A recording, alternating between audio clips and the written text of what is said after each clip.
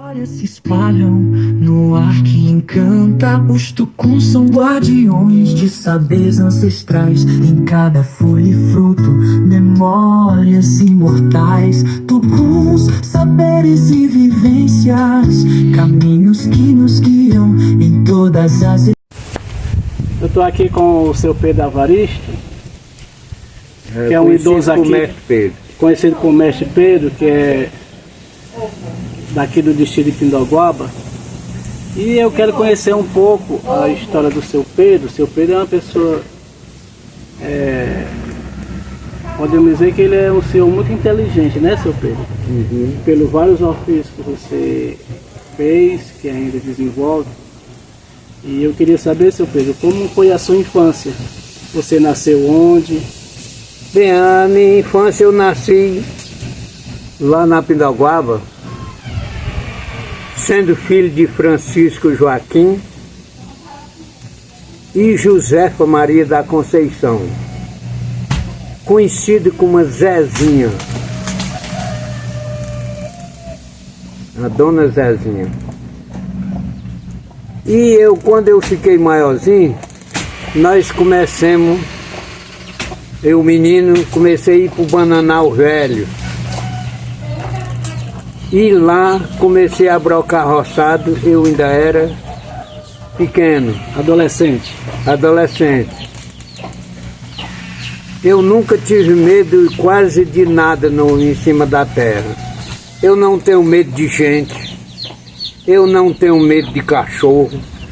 O cachorro pode ser valente do jeito que for. Eu não dou uma passada para trás com medo de cachorro. Eu não corro com medo de maribondo. Só de abelha italiana aí eu não espero. Não corre com medo de cobra? Não corro com medo de cobra. Se ela estiver perto e ela correr, eu também não vou matar, deixa ela viver a vida. Mas se ficar, morre. E trabalhar, eu trabalhei muito. Tem a carteira classificada depois do meu 18 anos. Tem a carteira classificada como torneiro mecânico. Trabalhei só para um homem só, na fabricação de engenho de moicana. Trabalhei 12 anos, torneando ferro, torneando moenda, carreta e outras coisas, até de peça de carro. E depois trabalhei 3 anos para o Luiz Aragão, que comprou a indústria do mestre Zé Tito, que era um paraibano, dono da indústria. E depois deixei de mão, aí fui fazer conserto de engenho aí, toda a Serra Grande, até no município de Viçosa, eu ajeitei engenho, e no município de Tianguá, até no município de Ubajara eu fiz serviço em engenho no município de Ubajara. E hoje estou inválido, não ganhei nada na vida que sobrasse assim uma coisa especial, porque naquele tempo ninguém dava valor a nada e nem a justiça não tinha responsabilidade, porque eu não ganhava salário, era, como se diz, era bico, como a gente chama. E depois eu fui trabalhar estagiando torneiro mecânico em Fortaleza, na parafuso de aço, vizinho à refesa do trem, onde o trem faz manobra. Hoje faz tempo que eu não ando lá, segundo as informações lá onde era os trens faziam manobra, dizem que hoje é um metrô. Um rapaz que mora vizinho a mim lá em Tianguá. E seu Pedro, uma coisa importante aqui para nossa região é os benzedores, porque esses benzedores ajuda muito as pessoas da nossa região. Porque os benzedores muitas vezes substituem os médicos, né?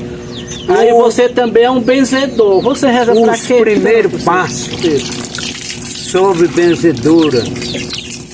Minha mãe rezava contra o quebrante, dor na barriga, dor de dente.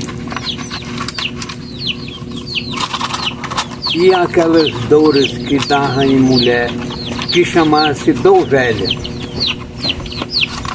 E eu, com 12 anos de idade, aliás, antes, quando eu era menino pequeno que andava mais ela, é como se diz, eu tinha, por exemplo, 5, 6 anos, ela vinha aqui para os Tucum, ou então mesmo na Pindaguaba, andando naquelas casas, quando uma mulher daquela adoecia, que ia ter filho, ou que já tinha tido, que dava aquelas dor que chamavam dor velha, a mamãe ia rezar. E eu acompanhava ela, só para ir mais ela. E lá, eu com 12 anos de idade, um senhor, por nome Roque, um andarilho pernambucano, leu minha mão e disse que eu já nasci do ventre de mãe, com o poder de rezar para curar qualquer tipo de doença em pessoas. Porque eu já nasci no ventre de mãe com o dom de rezar. Com o dom de rezar. Eu ia rezar tanto que eu ia inchar até o rosto. Lá na frente, muito tempo, e isso já aconteceu. Lá em casa fazia era fila, lá na casa, lá em Tianguá. Dia de sexta-feira eu não ia para canto nenhum, porque dava 3 horas, eu começava e às vezes ia até anoitecer. Seu Pedro, você reza para que tanto? Para espinhela caída, espinhela caída, quebrante, dor de dente, e aquela coisa que chamam coceira, cobreiro, povo salvagem. Aquilo ali não vale nada, o que vale é a fé em Deus e a oração. E a oração, reza a oração com fé em Deus. Remédio nenhum, médico nenhum cura fogo salvagem. Pode levar para o melhor hospital que não resolve, porque aquilo é um vírus venenoso. E só quem mata aquele vírus é a oração. E as orações também, por exemplo, animais peçonhentos, que ainda hoje eu lamento a morte de um amigo daqui do Bananal Velho, que morreu mordido de cobra. Eu só imagino, é o pensamento da humanidade que não lembra das coisas, porque nós se criamos, bem dizer, junto, que eu desde adolescente, nós se criamos juntos, trabalhando juntos nas roças lá no Bananal, e porque quando ele foi mordido de cobra, uma pessoa mesmo daqui dos Tucum, quando trouxeram ele para cá, por que não correram num animal, bicicleta, aonde eu estava lá nos Tucum, aliás, na Pindaguaba ou em Tianguá, que na hora que eu recebesse a notícia, eu tinha rezado logo quando acabar eu vinha, que na época eu estava aqui na Pindaguaba. Aí eu teria rezado, o homem não tinha morrido. Porque as orações que eu rezo é exclusivamente para matar os tipos de doenças, vírus de qualquer doença. Mas mordidura de cobra ou de qualquer animal peçonhento, piolho de cobra, escorpião, caranguejeiro, todas essas outras coisas, tem a oração. Mas não é as orações que a gente reza para outras coisas. Porque eu rezo para umas certas coisas, é a oração da estrela do céu. Mas para matar veneno, é a oração da estrela do mar. Quem me ensinou essa oração diz: seu Pedro, você sabe que existe 2 mundos? Eu digo, sei. E se não souber, eu digo, sei, ele diz com certeza. Por exemplo, agora eu pergunto a essas duas criaturas, você aqui e você. Você sabe que existe dois mundos? Olha, eu não sei. Tá certo. E você? Também não sei não. Pois o outro mundo é o mar. Que a terra, antes, que era para contar a história, né? Antes, a terra era coberta d'água. Vivia na escuridão. Deus fez a luz. E quando ele viu a terra coberta d'água, toda coberta d'água, ele resolveu a descobrir. Um dia ele disse, pode caçar na Bíblia grande, essa que a gente leva para a igreja não, porque ela é um resumo somente. Uma Bíblia grande tem só tudo. Aí ele resolveu a descobrir a terra, uma parte da terra. Aí ele disse, reúna-se as águas das águas e apareça a superfície enxuta. E eu, pequeno, mestre Pedro, eu era muito brincalhão, aí eu digo, as águas ficaram com medo de Jesus, de Nazaré, e ficaram correndo para todo lado com medo dele, e desceram aí no meio do mundo, para todo lado, que hoje tem os grutilhões por onde as águas desceram e foram se alojar em cantos, ficar permanente pro resto do tempo e do mundo e de tudo. Aí Deus disse, terra descoberta, o mundo, e terra coberta com água, o novo mundo que é o mar. E quem viver na terra não vive mais de 20 minutos dentro d'água, quem viver na terra. E os animais que foram do mar também não resistem também por mais de 20 minutos fora d'água, ele perece. Essa é a palavra. Então, isto eu venho observando e é uma grande verdade. Então, a fé é uma das coisas mais positivas que Deus criou para o homem, mas nem todo ele tem fé. E existe homem, incluindo mulher também, que suicida. O que é aquilo? Não tem fé em nada, não tem fé em Deus. Para ele não existe Deus, então ele suicida. E essas pessoas que suicidam, só Deus, só o Pai Eterno para cuidar deles. Porque de Deus ele já fica neutro de Deus. Aqui um ano desse, está uns 5 ou 6 anos, eu vi uma reportagem de um padre no Paraná. Eu esqueci do nome dele agora, mas ele disse que tem gente que morre porque quer.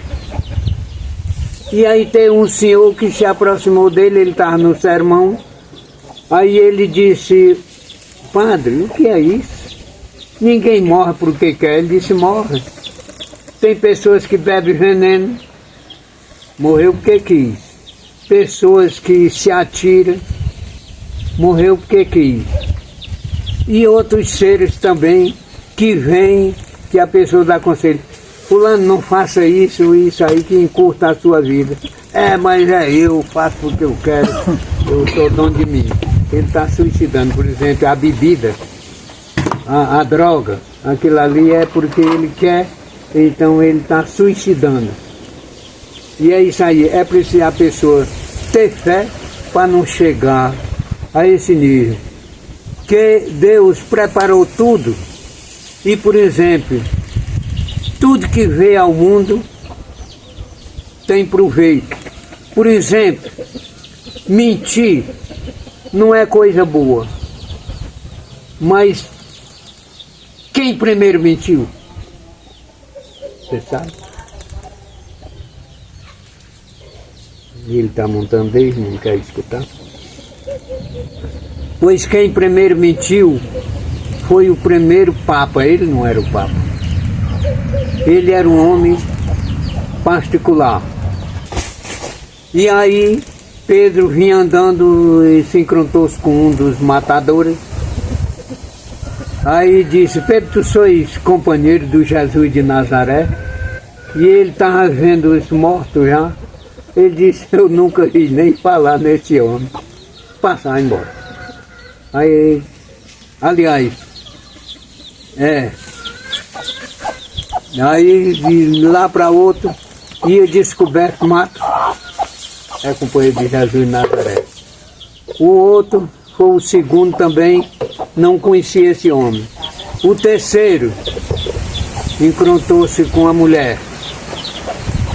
Pediu: você é companheiro de Jesus de Nazaré, que você vinha com ele, conversando com ele, e nós temos certeza que você é companheiro de Jesus de Nazaré. Aí ela disse: não conheço essa pessoa, não sei quem é. Disse: é mesmo que não saiba quem é, mas você vinha com ele, por os olhos dela, porque ela não merece enxergar o mundo. Não mataram, mas curaram os olhos dela. Você sabe quem foi? Só não sei quem furou, mas furaram os olhos de Luzia. Santa Luzia.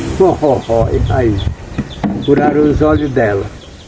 E o tempo passou, quando Jesus morreu e depois quando ressuscitou, aí ele ficou curando tudo, não? Aí ela pediu para levar lá perto desse Jesus de Nazaré. Que se levasse lá, ela queria encostar a mão nele. E assim levaram, e mas o que tu quer? Chegou lá, encostou a mão nele. E aí disse assim: Senhor, eu só estou certa porque não tinha me encontrado contigo. Mas a minha fé é tão grande que eu tenho certeza que você tem certeza de recuperar minha vida. Ela disse: pois se levanta e te anda e enxerga como tu enxergava. Pronto, Deus deu a luz a Santa Luzia. E foi assim. Você falava que lia muito romance de literatura de cordel. Você ainda tem esse costume? Eu tenho, mas não a memória, porque já quebrou minha cabeça. Ficaram vendo meus miolos, mas eu tive tanto, como se diz, romance, tive tanto sorte que não morri. Seu Pedro, qual era o romance que você gostou mais desse romance de literatura? Rapaz, era o Príncipe Adriano e a Princesa do Reino do Mar Sem Fim. O João Acaba o Mundo e a Serpente Negra? Eu vi também, muito. Pavão Misterioso. Também, eu acho que tem até lá em casa. ABC dos Namorados. Eu vi aquilo ali, mas eu não tenho lido. Horácio e Helena. Eu também não sei se tem lá em casa. Seu Pedro, eu estava conversando com você. E tem do Comprador de Barulho. Tem da Lâmpada de Aladim. Você sabe decorar um versozinho de algum deles? Não, eu sabia, mas esqueci. Do Príncipe Adriano e a Princesa do Reino do Mar Sem Fim eu sabia. Mas que quebrou minha cabeça, eu perdi a memória e me esqueci de muita coisa. Agora, dou graças a Deus e a Nossa Mãe Maria Santíssima, as orações veio depois disto, e eu, graças a Deus, tenho um bocado delas que eu lembro. Como, por exemplo, a oração contra veneno. Eu fui mordido de cobra, eu tinha 12 anos e fiquei sofrendo por 3 anos. Com 3 anos andou o andarilho e rezou em mim e as dores passaram. E aí ele perguntou se eu não tinha vontade de aprender a oração contra o veneno de animais peçonhentos. Eu disse que tinha. E ele disse, pois preste atenção que eu vou lhe ensinar. Aí ele rezou para me ouvir. E aí eu fiquei em balanço. Eu digo, se eu ouvir outra vez, aprendo. Aí ele disse outra vez e eu fiquei aprendido e nunca me esqueci. E já tem salvado pessoas ou animais que estão mordidos de cobra ou de qualquer animais peçonhento. E a gente reza e ele não morre não. Você reza também para bicheira, bicho, animal, no mato? No mato de longe não, é preciso eu ir lá. Porque a oração que esse homem me ensinou, ele perguntou se eu rezar contra a bicheira, se o animal está lá longe. Eu disse que sim, ele disse, pois não faça isso não, que você não passa de uma camisa. E eu deixei de mão, eu só rezo de pé. De perto, né? De pé. E porque aquilo ele diz, olha, porque aquilo é força diabólica, é força do Satanás. E ninguém pode servir a dois senhores, só a um lhe servirá. E eu deixei de mão, mas o animal pode estar com a bicheira do tanto que for, me levo lá e eu rezo, e no outro dia não tem mais bicho naquele animal, ou enchente, seja o que for. E agora vamos voltar para o romance. Você disse que conheceu o Monsenhor Aguiar ainda, em Tianguá. Conheci. Ainda alcançou ele? Ainda. Eu ouvi você declamando ali um verso. Como era aqueles versos que você declamou? Não, ali era só o começo. Foi um romance. Depois que ele faleceu, fizeram um romance. Fizeram. Quem foi que fez o romance? Rapaz, eu não lembro quem foi, não tenho lembrança. Mas Só que ele era... Lançai a mão sobre a pena por largas sentimentais, ao abadalar dos sinos, anunciando os sinais. Só se viu o povo chorando nas portas calçadas e cais. Era o nosso Monsenhor que ali se tratava, motivo de um café quente que antes ali tomava, conversando com seus amigos, bem alegre palestrava. E aí eu só sei dessas estroфezinhas. E aí nessa época de Tianguá não tinha energia elétrica? Não tinha energia elétrica. Você tacava lenha lá na caldeira e com uns 10 ou 15 minutos ou 20, aí o monômetro estava em 250 libras de calor, aí eu ia pegar no rolante.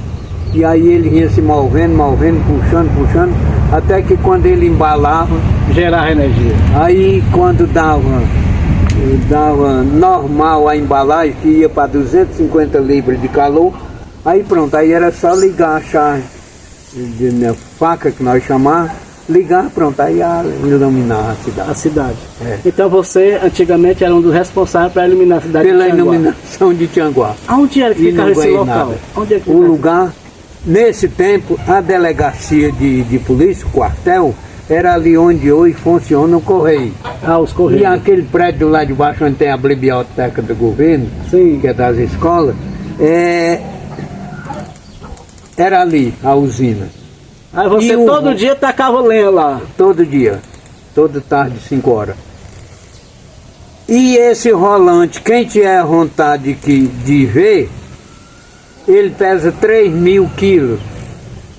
Tá lá, deram para ele, tá lá no sítio do Frotinha. No sítio do seu Mário Frota. É tipo museu lá? É tipo museu. Ele está lá. Eu puxei muito. Como era o nome dessa profissão sua, seu filho? Rapaz, de todo dia. Era na lenha, só pegava? Nada, eu ia mandar do exército e pronto. De graça, voluntário?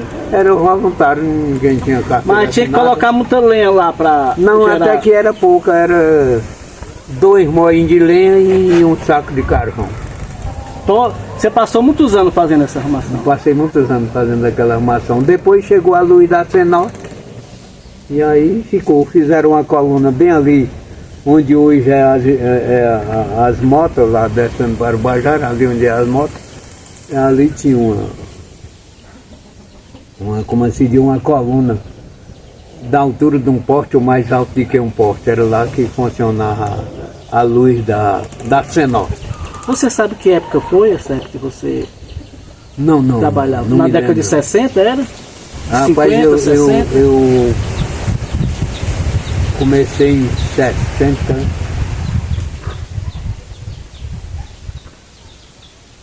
Era na época de 60. Na década de 60. 69. 69.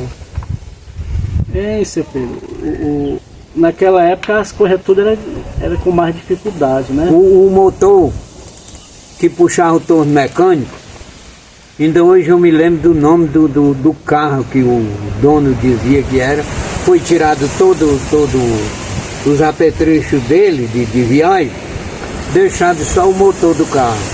Ele chamava era o Fargo. Fargo. Depois veio os caminhão, era Alfa Romeo, por ali assim. Mas esse era o Fargo, caminhão Fargo. E não foi nem tirado do chassi. Trabalhava mesmo no chassi. E aí botava a correr e ia para um ventilador de derreter o ferro, de puxar para derreter o ferro. Quando Luiz Aragão comprou do mestre Zé Tito, aí com pouco tempo a gente habitou, aí derretia 3.000 quilos, fazia 3 engenhos por mês. Foi vendido muito engenho para o Maranhão, Pará, nesse meio do mundo. Hoje... Então no Tianguá tinha uma fábrica de engenho. Era. E Eu não tinha sabia, outra, viu? e tinha duas no Ubajara. Chico Pinto, aquele que foi prefeito, e Gabriel Ferreira tinha também outra. E tinha outra lá no Ipueiros.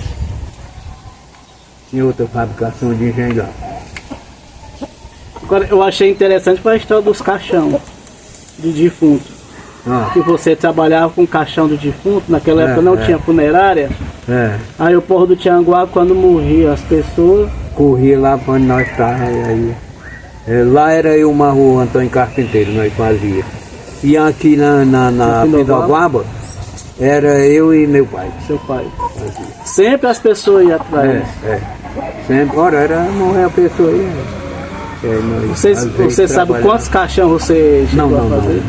Mas muito caixão. Não tem conta, mas foi muito. Nesse tempo já fazia um caixão, mas era quando morria também uma pessoa, e levavam lá por Vicente Miranda, o alto comerciante de Vitória. Lá em Vitória. Deixa eu ver o que mais. E o que é que você sabe fazer? Você sabe consertar máquina de costura? Sabia. Fazer, hoje que não enxergo trabalha com madeira, porta, marcenaria, você fazia de tudo? Tudo. Fui até essa última vez que foi assinada minha carteira, era com uma professor de carpinteiro. Mestre de carpinteiro. Essas portas basculantes, tudinho eu fazia. Fazia os bancos para colégio, cadeira para colégio, tudo nós fazíamos. Eu fazia lá, ainda hoje tenho. Você conhece a Serraria do Portela em Tianguá? Não conheço. Pois é na rua Maestro Cinco Bezerria, subindo ali quando chega igual mais ou menos com as freiras.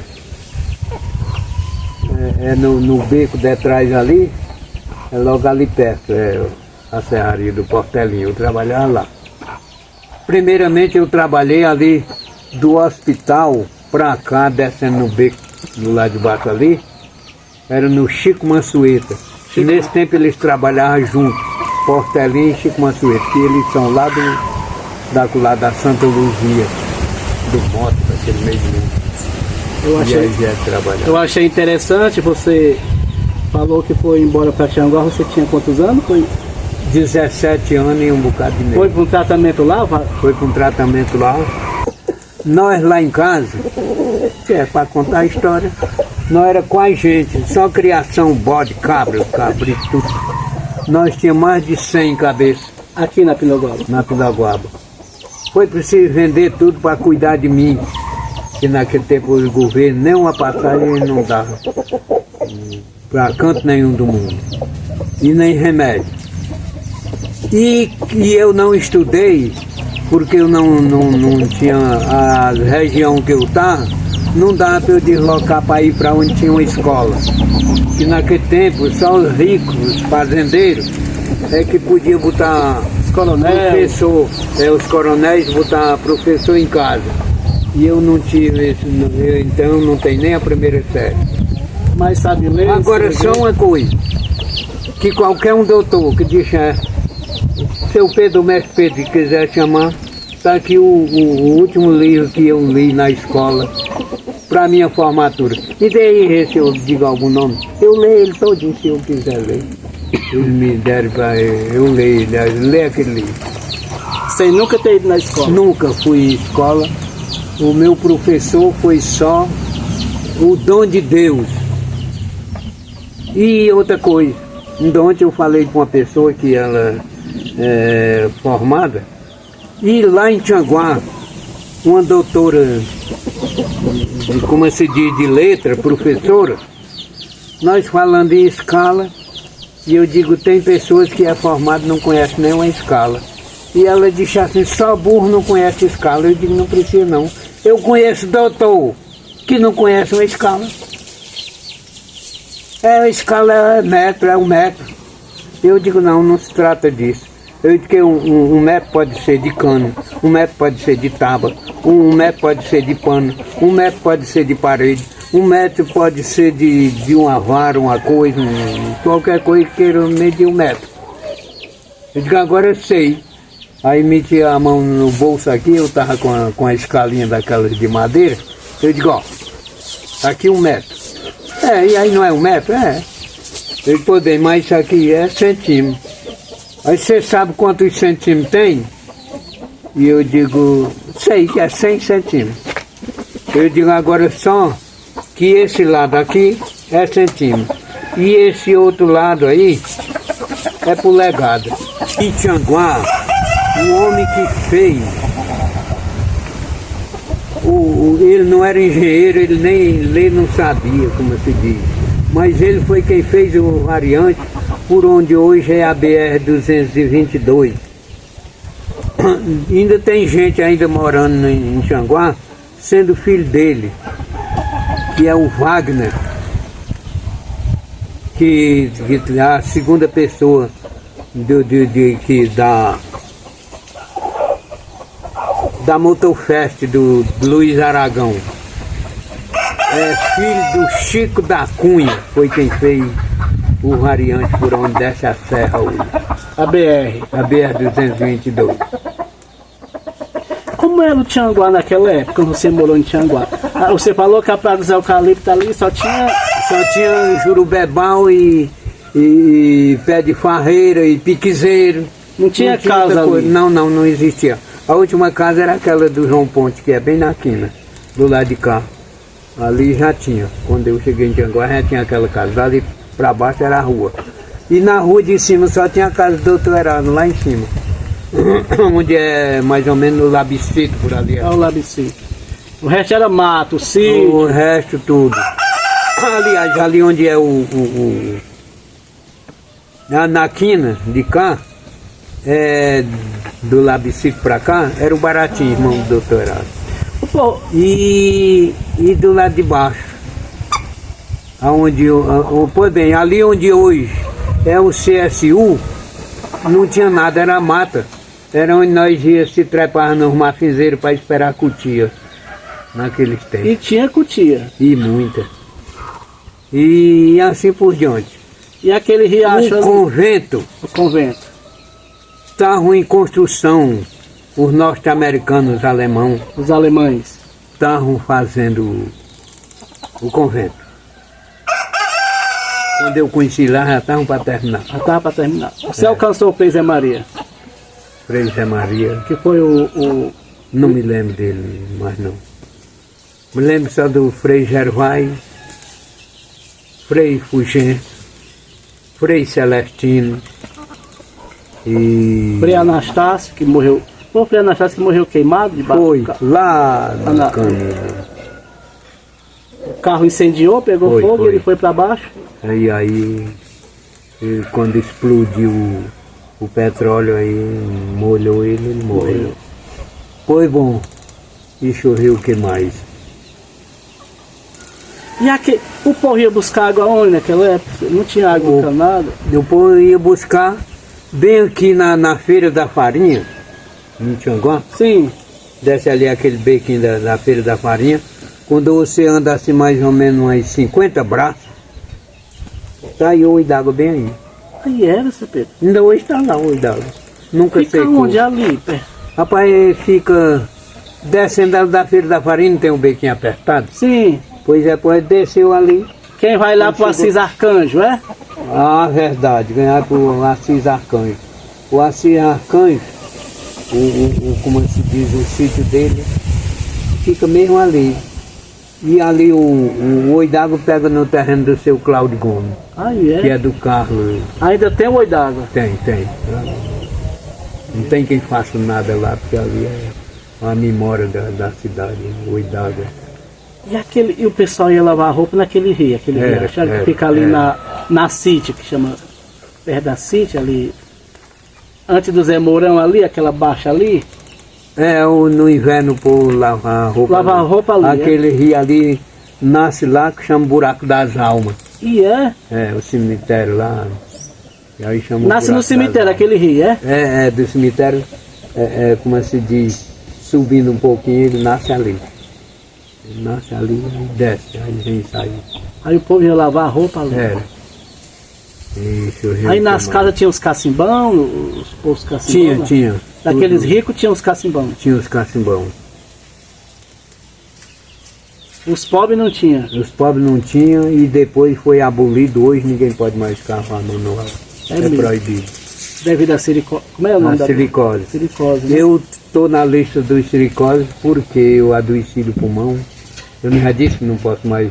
Se você tiver com a oficina de ferro, chega lá, mas Pedrinho aqui. Não. O cheiro de ferrugem, de óleo queimado, de coisa e tal, não posso sentir. Esse é o Pedro.